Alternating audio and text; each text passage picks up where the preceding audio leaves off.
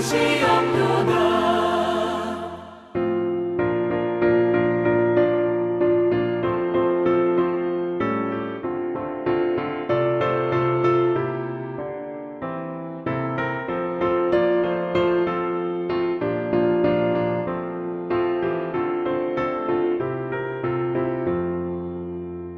내 맘을 다하여서 주님을 따르며 길이 길이 나를 사랑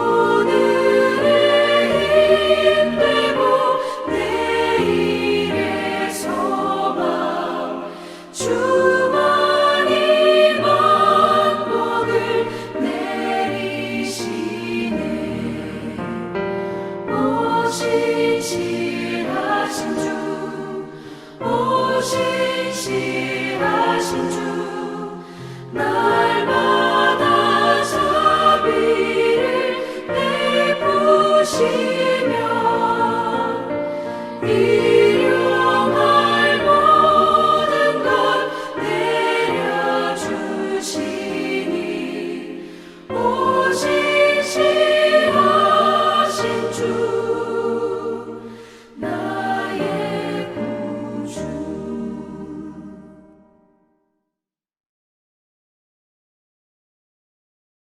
630장 진리와 생명 되신 주.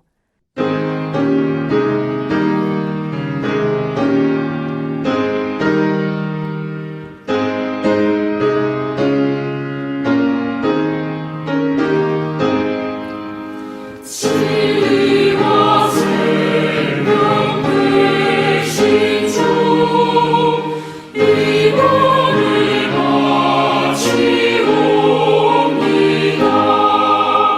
믿음과 소망 사랑에 한마음 되게 하소서.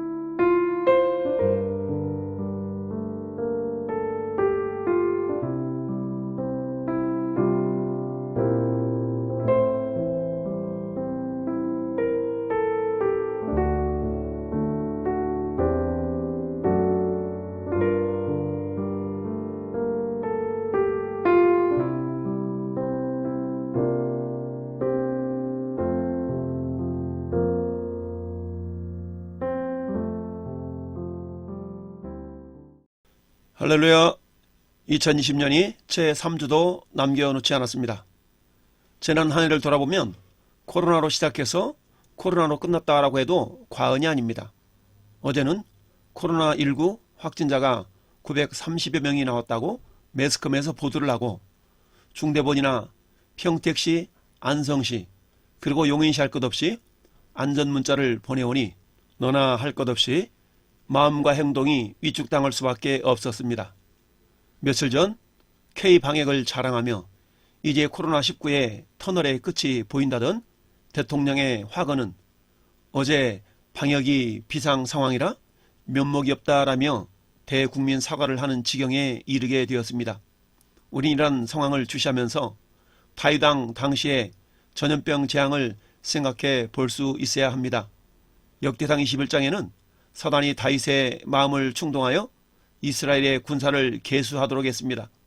전쟁의 승패가 군사의 많고 적음보다 하나님의 손에 달려있음을 알았음에도 불구하고 다윗은 우쭐한 생각에 그만 사단의 속임에 넘어가 하나님보다는 자신의 군대를 더 의지하는 모습을 보였던 것입니다.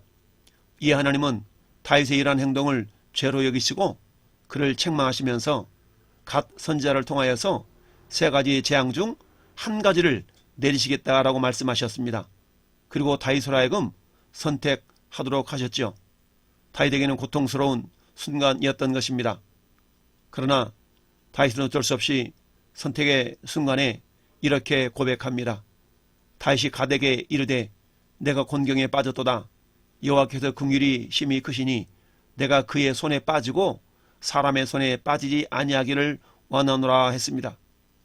그리고는 하나님께 이를 고백하자 하나님께서 이스라엘 백성에게 전염병을 내리셔서 이스라엘 백성 중에 죽은 자가 7만 명이나 되었다라고 성경은 말씀하고 있습니다. 결국 하나님은 다윗에게 회개를 요구하셨고 하나님은 이것을 위하여 오르난의 타작마당에 제단을 쌓을 것을 명하셨습니다. 이는 온전한 예배를 회복하라는 것입니다. 역대상 21장 26절에 다윗이 거기서 여호와를 위하여 제단을 쌓고 번제와 화목제를 드려 여호와께 아뢰었더니 여호와께서 하늘에서부터 번제단 위에 불을 내려 응답하시고 여호와께서 천사를 명령하심에 그가 칼을 칼집에 꽂았더라라고 말씀합니다. 그렇습니다. 오늘날의 이 코로나는 일종의 지구촌을 향한 하나님의 심판의 성격이 있습니다.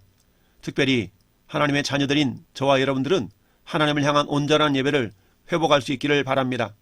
요한복음 4장에 사마리아 우물가 여인에게 말씀하셨던 영과 진리로 드리는 예배, 하나님이 찾으시는 예배자들이 되시기를 예수님의 이름으로 축원을 드립니다. 오늘 본문은 야곱의 인생에 있어서 큰 전환점이 일어난 장면입니다. 야곱이라는 이름의 뜻은 뒤꿈치를 잡은 자, 거짓말장이라는 뜻이며 그 형 예서는 털이 많은 사람이라는 이름을 가졌죠. 두 사이는 쌍둥이 관계인 것입니다. 그러나 야곱의 가정에는 문제가 있었습니다. 아버지 이삭은 형 에서를 더 사랑했고 어머니 리브가는 야곱을 더 사랑하는 가정이었습니다. 에서는 외적인 면으로 보면 남성답고 용감하고 사냥도 잘하는 그야말로 세상적으로 손색이 없는 사람이었습니다. 그런데 야곱은 오늘날로 말하면 마마보이 같은 삶을 살았으며 욕심이 많은 사람이었습니다. 오늘 본문을 통해서 우리는 하나님이 어떤 분이신가를 살펴볼 수 있어야 됩니다. 다 함께 고백합시다. 하나님은 신실하십니다. 그렇습니다. 신명기 7장 7절부터 9절에는 신실하신 하나님을 설명하고 있습니다. 여호와께서 너희를 기뻐하시고 너희를 택하심은 너희가 다른 민족보다 수요가 많기 때문이 아니니라. 너희는 오히려 모든 민족 중에 가장 적으니라. 여호와께서 다만 너희를 사랑하심으로 말미암아 또는 너희 조상들에게 행하신 맹세를 지키라 하심으로 말미암아 자기의 권능의 손으로 너희를 인도하여 내시되 너희를 그 종되었던 집에서 애굽 왕 바로 손에서 속량하셨나니 그런즉 너는 알라. 오직 내 하나님 여호와는 하나님이시요 신실하신 하나님이라. 그를 사랑하고 그의 계명을 지키는 자에게는 천대까지 그의 언약을 이행하시며 인애를 베푸신다라고 말씀하고 있습니다. 하나님은 모세에게 이스라엘 백성들이 선택받은 이유를 두 가지로 말씀하셨습니다. 그것은 하나님의 사랑과 언약을 지키시려는 하나님의 신실함 때문이라고 했습니다. 즉 하나님께서 이스라엘 백성들을 선택하시고 이집트에 종살던 곳에서 구원하신 것이 전적으로 하나님의 은혜라는 것을 말씀하시는 것입니다. 하나님의 신실하시다는 것을 여러 가지로 설명할 수 있겠지만 세 가지만 살펴본다면 첫째, 하나님은 사람이 아니기 때문에 신실합니다. 민수기 23장 19절에 하나님은 사람이 아니시니 거짓말을 하지 않으시고 인생이 아니시니 후회가 없으시도다. 어찌 그 말씀하신 말을 행하지 않으시며 하신 말씀을 실행하지 않으시랴라고 말씀합니다. 사람은 때로는 자신이 불리하면 거짓말을 하기도 하고 거짓으로 행동하기도 합니다. 그러나 신실하신 하나님은 그러실 필요가 없습니다. 왜냐하면 하나님은 전능자이시기 때문입니다. 그래서 말씀하신 말을 반드시 행하시는 분입니다. 그러나 인간은 행할 능력이 무한하지 않기 때문에 아무리 마음이 간절해도 능력 부족으로 자신이 한 약속을 이루지 못하는 경우가 허다합니다. 그래서 말라기 선지자는 하나님은 변하지 않는 분이라 라고 고백합니다. 말라기 3장 6절에 나 요한은 변하지 아니하나니 또한 하나님 스스로도 자신이 신실하시다고 선언하고 계십니다. 계시록 21장 5절에 보좌에 앉으시니가 이르시되 보라 내가 만물을 새롭게 하노라 하시고 또 이르시되 이 말은 신실하고 참되니 기록하라 하시고 그렇습니다. 하나님은 사람이 아니기 때문에 신실하십니다. 두 번째, 하나님은 언약에 신실하신 분입니다. 언약은 하나님께서 인간과 맺으신 약속입니다. 어찌 보면 이 약속은 불공정합니다. 하나님은 전지전능하시지만 인간은 능력과 지혜에 있어서 하나님과는 비교할 수 없기 때문입니다.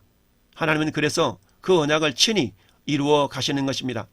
단지 인간 편에서는 그 언약을 믿고 그 언약을 이루실 하나님을 신뢰하고 순종하기만 하면 되는 것입니다. 창세기 17장 7절에 내가 내 언약을 나와 너 및 내 대대 후손 사이에 세워서 영원한 언약을 삼고 너와 내 후손의 하나님이 되리라. 하나님은 언약을 아브라함과 그의 자손들에게까지 이루시겠다라고 말씀하셨습니다. 여러분, 언약의 목적이 무엇입니까? 그것은 하나님의 나라가 목적입니다. 즉 하나님은 아브라함을 통해 하나님의 나라를 확장시켜 나가는 통로로 사용하시겠다는 것입니다. 오늘날 그 언약은 예수 그리스도를 통해서 저와 여러분들에게도 동일하게 맺어져 있습니다. 그래서 하나님은 그 언약을 이미 예수 그리스도와 맺으셨고 예수 그리스도 안에 있는 저와 여러분들과도 맺은 것입니다. 디모데 후서 2장 12절에 참으면 또한 함께 왕 노릇할 것이요 우리가 주를 부인하면 주도 우리를 부인할 것이라. 주께서 저와 여러분들을 통해서 이루실 언약을 믿고 인내할 때에 우린 하나님의 나라에서 주님과 함께 영원한 왕 노릇하는 자들이 될 수가 있는 것입니다. 세 번째, 하나님이 신실하다 하시는 것은 자기 백성에게 신실하시다는 것입니다. 마태복음 1장 21절에 아들을 낳으리니 이름을 예수라 하라. 이는 그가 자기 백성을 그들의 죄에서 구원할 자이심이라 하니라 라고 말씀합니다. 하나님은 당신의 백성들을 구원하시기 위해서 친히 사람의 모양으로 이 땅에 오셨습니다. 그 예수님은 자기 백성들에게 신실하심을 보여주시기 위해서 병든 자를 고치시며 죽은 자를 살리셨습니다. 누가복음 4장 18절에 주의 성령이 내게 임하셨으니 이는 가난한 자에게 복음을 전하게 하시려고 내게 기름을 부으시고 나를 보내사 포로된 자에게 자유를, 눈먼 자에게 다시 보게 함을 전파하며 눌린 자를 자유롭게 하고 라고 말씀하셨습니다. 예수님은 또한 나인성 과부의 죽은 외아들을 살려주셨습니다. 이 모습을 본 사람들은 하나님께서 자기 백성을 돌보셨다라고 외쳤습니다. 그렇습니다. 신실하신 하나님은 오늘 본문에서 야곱을 향해서도 신실하심을 나타내 보이셨습니다. 그 신실하심은 곧 하나님의 열심으로 나타났습니다. 그래서 오늘 말씀의 제목을 하나님의 열심과 나의 열심이 만날 때라고 잡았습니다. 한번 고백합시다. 하나님의 열심과 나의 열심이 만날 때. 그렇습니다. 이 말씀을 통해 함께 은혜를 받는 귀한 시간이 되기를 축복합니다. 먼저 하나님의 열심을 살펴보도록 하겠습니다. 이사야 선지자는 이사야 9장 6절 7절에서 하나님의 열심에 대해서 이렇게 설명하고 있습니다. 이는 한 아이가 우리에게서 났고 한 아들을 우리에게 주신 바 되었는데 그의 어깨에는 정사를 메었고 그 이름은 기묘자라 모사라 전능하신 하나님이라 생존하시는 아버지라 평강의 왕이라 할 것임이라. 그 정사와 평강의 더함이 무궁하며 또 다윗의 왕좌와 그의 나라에 군림하여 그 나라를 굳게 세우고 지금 이후로 영원히 정의와 공의로 그것을 보존하실 것이라. 만군의 여호와 열심히 이를 이루시리라 라고 말씀합니다. 그렇습니다. 하나님은 첫째 언약을 이루심에 있어서 열심히 있습니다. 창세기 25장 23절에 여호와께서 그에게 이르시되 두 국민이 내 태중에 있구나. 두 민족이 내 복중에서부터 나누이리라. 이 민족이 저 족속보다 강하겠고 큰 자가 어린 자를 섬기리라 하셨더라. 하나님은 야곱이 형 예수와 함께 어머니 리브가 뱃속에서 쌍둥이로 있을 때부터 야곱을 선택하시고 언약의 대상자로 삼으셨던 것입니다. 하나님은 야곱에게 언약을 이루시기 위해서 형 예수와 경쟁의 관계를 허락하셨고 그 언약 때문에 많은 어려움을 겪고 결국 형 예수를 피해서 외삼촌 집이 있는 하란 땅까지 도피하는 생활을 해야만 했던 것입니다. 도망자가 된 야곱에게 하나님은 여전히 함께 하시면서 그 언약을 이루어 가셨습니다. 도망가던 길에 베델에서 하나님은 야곱에게 나타나셔서 이렇게 말씀하십니다. 창세기 18장 13절에 또 본적 여호와께서 그 위에 서서 이르시되 나는 여호와니 너의 조부 하나님이요 이삭의 하나님이라. 내가 누워 있는 땅을 내가 너와 내 자손에게 주리니 내 자손이 땅의 티끌같이 되어 내가 서쪽과 동쪽과 북쪽과 남쪽으로 퍼져나갈지며 땅의 모든 족속이 너와 내 자손으로 말미암아 복을 받으리라. 내가 너와 함께 있어 내가 어디로 가든지 너를 지키며 너를 이끌어 이 땅으로 돌아오게 할지라. 내가 네게 허락한 것을 다 이루기까지 너를 떠나지 아니하리라 하시니라. 하나님은 외삼촌집 라반을 향해서 나아가는 이 야곱과 언약을 맺으신 것입니다. 결국 외삼촌 라반의 집에서도 하나님은 그 언약을 이루시기 위한 열심을 멈추지 않으셨습니다. 언약의 목적이 무엇이라고 했죠? 네, 그렇습니다. 하나님의 나라입니다. 야곱은 외삼촌 라반의 집에서 20여 년을 일을 하면서 가정도 이루고 자녀들도 낳았습니다. 하나님은 언약의 상징으로 야곱의 짐승에게도 복을 주셨습니다. 그러자 외사촌들에게 시기 질투의 대상이 되고 말았습니다. 하나님은 언약을 상기시키면서 이제 고향으로 돌아갈 것을 명령하셨습니다. 하나님은 마침내 야곱을 통해서 언약을 이루시고 12지파를 나오게 하시고 이스라엘의 조상이 되게 하셨습니다. 둘째, 하나님은 우리로 하여금 자신의 가치를 깨닫게 하십니다. 오늘 본문의 27절, 28절은 그것을 말씀해 주고 있습니다. 그 사람이 그에게 이르되 내 이름이 무엇이냐? 그가 이르되 야곱이니이다. 그가 이르되 내 이름을 다시는 야곱이라 부를 것이 아니요 이스라엘이라 부를 것이니 이는 내가 하나님과 및 사람들과 겨루어 이겼음이니라. 즉 하나님은 야곱을 향해 내가 누구인지 아느냐는 것입니다. 그래서 이름을 물어보았습니다. 야곱은 자신의 이름을 야곱이라고 대답을 했습니다. 이 대답에는 나는 발꿈치를 잡은 자입니다. 나는 거짓말쟁이입니다. 라고 자신의 정체성을 떠올리게 하셨습니다. 그리고는 이제 너는 더 이상 그런 자가 아니야 라고 이스라엘이라는 이름을 붙여주셨습니다. 그리고 하나님 말씀하십니다. 내가 하나님과 및 사람들과 겨루어 이겼다 라고 하십니다. 사실 말하면 하나님이 저주신 것이지요. 왜 하나님이 저주셨을까요? 그것은 하나님을 향한 간절함 때문입니다. 자신의 연약함을 비로소 발견하고 자신 앞에 씨름꾼으로 계신 분이 바로 하나님이신 것을 깨달았기 때문입니다. 그토록 자신의 힘과 꾀를 동원해서 지금껏 달려왔지만 여전히 그 순간에도 하나님이 함께하고 계셨던 것을 야곱은 잊고 살았던 것입니다.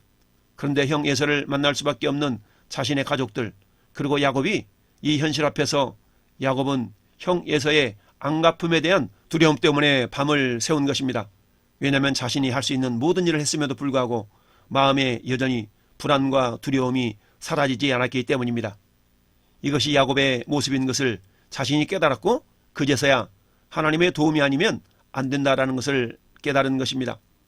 그래서 26절처럼 당신이 내게 축복하지 아니하면 가게 하지 아니하겠나이다 라고 간절함을 보인 것입니다. 이제 야곱은 자신이 혼자가 아니라 하나님께서 함께 하심을 믿게 된 것입니다. 그래서 그 하나님의 축복을 그렇게 간절히 구했던 것입니다. 하나님은 이제 너는 나에게 쓰임받는 사람이다 라는 표징으로 이름을 바꾸어 주신 것입니다. 마태복음 16장에도 하나님은 시몬의 이름을 베드로라고 바꿔주시면서 교회를 세울 주인공으로 세워주셨습니다. 하나님은 우리 모두를 향해 이렇게 말씀하고 계십니다. 베드로전서 2장 9절에 그러나 너희는 택하신 족속이요 왕같은 제사장들이요 거룩한 나라요 그의 소유가 된 백성이니 이는 너희를 어두운 데서 불러내어 그의 기이한 빛에 들어가게 하시니에 아름다운 덕을 선포하게 하려 하심이라. 우리는 하나님의 택하신 족속, 즉 하나님 나라의 백성이 되었습니다. 우리는 왕같은 제사장들이 되었습니다. 사람을 살리는 자들이 되었다는 말입니다. 또한 우리는 하나님의 소유입니다. 그래서 하나님께서 책임지시는 사람이 된 것입니다. 우리 할 일은 이것을 자랑하는 삶을 사는 것입니다. 세 번째, 하나님의 열심은 사람의 열심의 방향을 바꾸어 주십니다. 오늘 본문 26절에 그가 이르되 날이 세리하니 나로 가게 하라. 야곱이 이르되 당신이 내게 축복하지 아니하면 가게 하지 아니하겠나이다 라고 말씀하고 있습니다. 야곱은 그동안 자신을 향한 열심으로 살아왔던 사람입니다. 장자권을 얻어내기 위해서, 아버지 이삭의 축복을 받아내기 위해서, 외삼촌 집에서 부인을 얻기 위해, 또한 자신의 재산을 늘리기 위해서 등. 그러나 야복강 나루에서는 지금 자신의 시선을 하나님께로 향하고 있는 것입니다. 자신의 능력이 아닌 하나님의 은혜를 의지하고 있는 것이죠. 그렇습니다. 하나님은 오늘날 저와 여러분들을 향해서 너의 시선과 마음을 나에게로 향하라 라고 초대하고 있습니다. 하나님은 내가 너를 통해 일하고 싶구나 라고 말씀하십니다. 그러나 많은 경우 우리는 하나님께서 우리 안에서 일하실 공간을 내어드리지 않고 있습니다. 이제는 야곱의 열심의 방향을 바꾸어 주신 그 하나님께서 베드로와 요한의 열심의 방향도 바꾸어 주셨습니다. 또한 사울의 이름도 바울로 바꿔주시면서 그 열심의 방향도 바꾸어 주셨습니다. 사울은 체포영장을 가지고 다메섹 성에 있는 예수 믿는 사람들을 잡으려고 출발하여 어느덧 다메섹 성에 다다르게 되었습니다. 그곳에서 사울은 사울아 사울아 네가 어찌하여 나를 박해하느냐라는 예수님의 음성을 듣게 됩니다. 결국 사울은 그동안에 자신의 생각이 잘못되었다는 것을 깨닫고 예수 그리스도를 오히려 전하는 그런 사람으로 방향이 바뀌게 된 것입니다. 그래서 사도행전 9장 20절에는 즉시로 각 회당에서 예수가 하나님의 아들이심을 전파하니 듣는 사람이 다 놀라 말하되 이 사람이 예루살렘에서 이 이름을 부르는 사람을 멸하려 하던 자가 아니냐. 여기에 온 것도 그들을 결박하여 대제사장들에게 끌어가고자 함이 아니냐 하더라.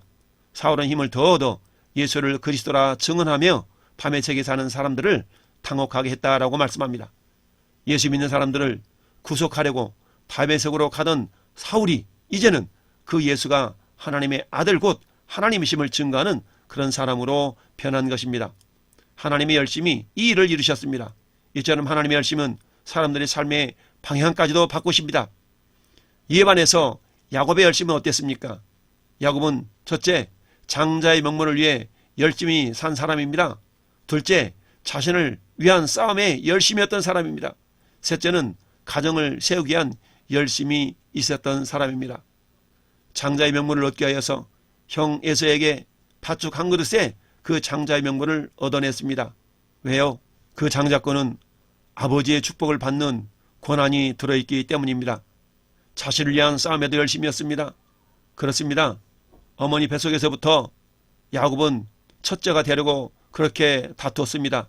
심지어 어머니 뱃속에 나오는 순간까지도 야곱은 형 에서의 뒤꿈치를 잡으면서 나오게 되었던 것입니다. 그리고 오늘 본문의 24절에도 야곱은 자신을 찾아오신 하나님을 향해서도 지지 않으려고 밤새도록 씨름을 하는 사람이었던 것입니다. 오늘 우리의 모습은 아닌가요? 셋째, 야곱은 가정을 세우기 위한 열심이었습니다. 야곱은 외삼촌 라반의 집에서 자기 가정을 세우기 위한 열심을 품은 사람이었습니다.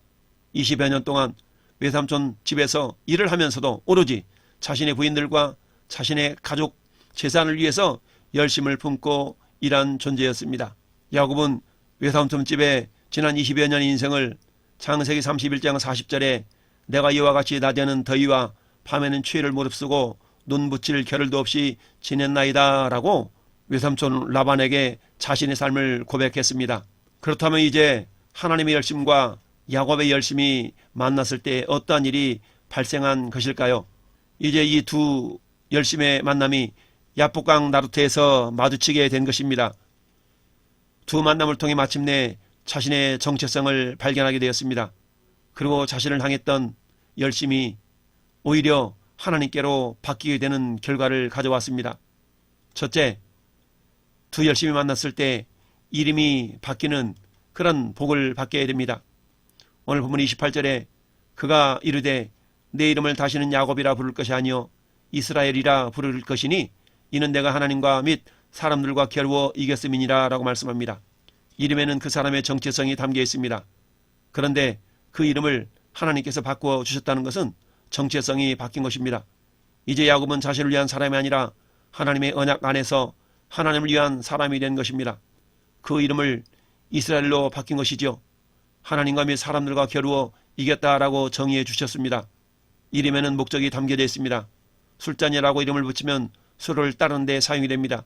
국그릇이라고 붙이면 국을 담는 용도로 사용이 됩니다. 보석함이라고 하면 보석을 담는 그릇이 되는 것이죠. 이제 이스라엘로 이름이 바뀐 야곱은 그 인생이 승리하는 인생을 살게 되었습니다. 하나님은 안디옥교회 성도들에게 새로운 이름을 붙여주신 것처럼 말씀입니다.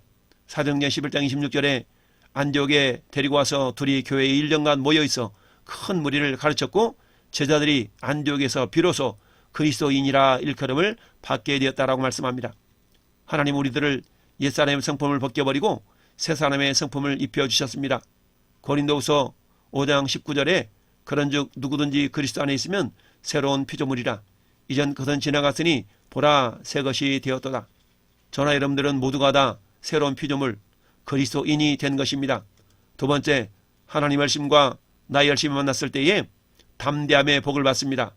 야곱은 야복강에서 하나님을 만남으로 이름이 바뀌고 자신의 정체성이 세워지자 담대한 사람으로 바뀌었습니다.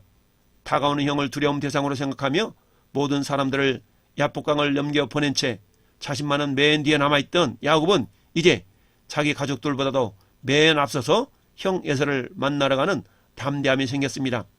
33장 1절을 보십시다.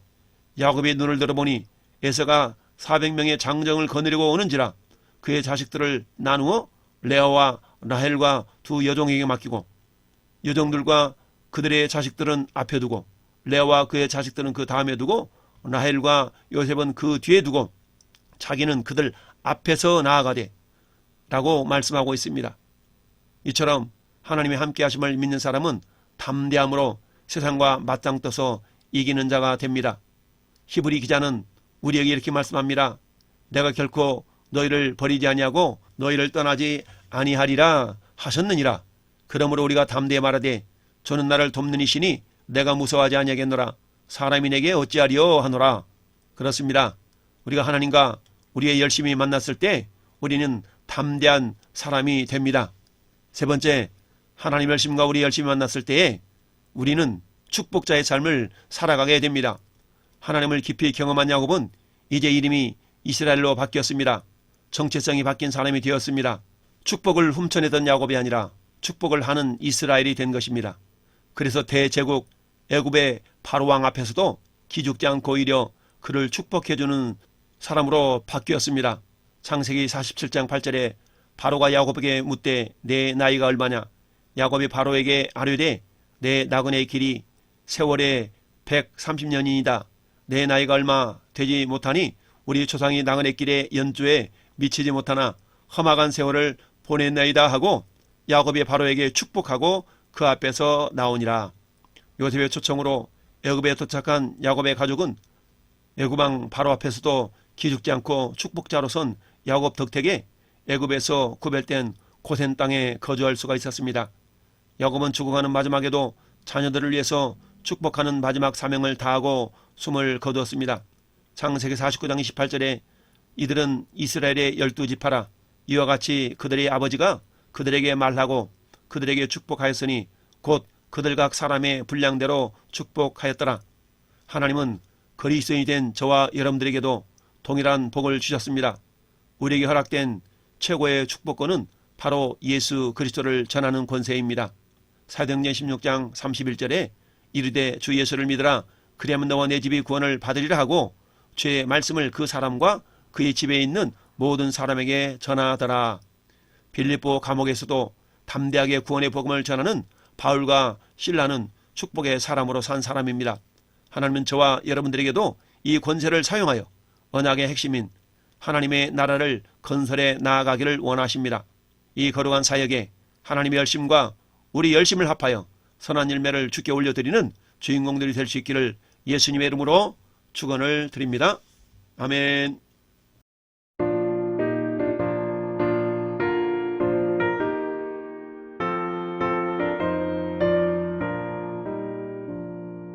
갈 길을 밝히 보이시니 주 앞에 빨리 나갑시다.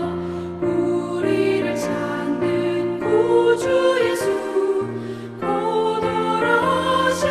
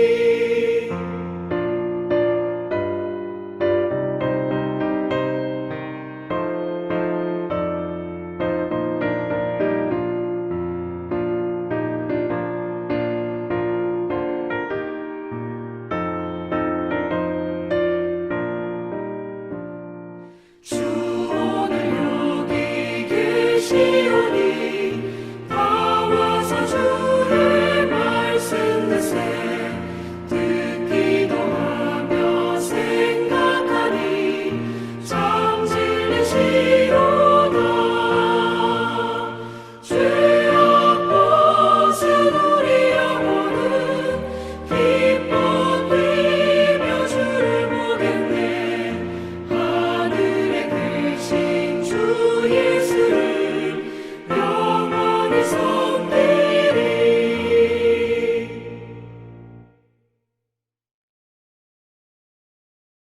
이제는 길이요 진리요 생명이신 우리 구주 예수 그리스도의 은혜와 언약에 신실하신 아버지 하나님의 크신 사랑하심과 오늘도 우리 안에서 하나님의 열심으로 우리를 축복자로 세우시는 성령님의 내주교통 감화감동 위로 역사하심이 이 시간 예배하는 모든 성도들 머리 위에와 이 나라의 민족 위에 영원토록 함께 있을지어다. 아멘.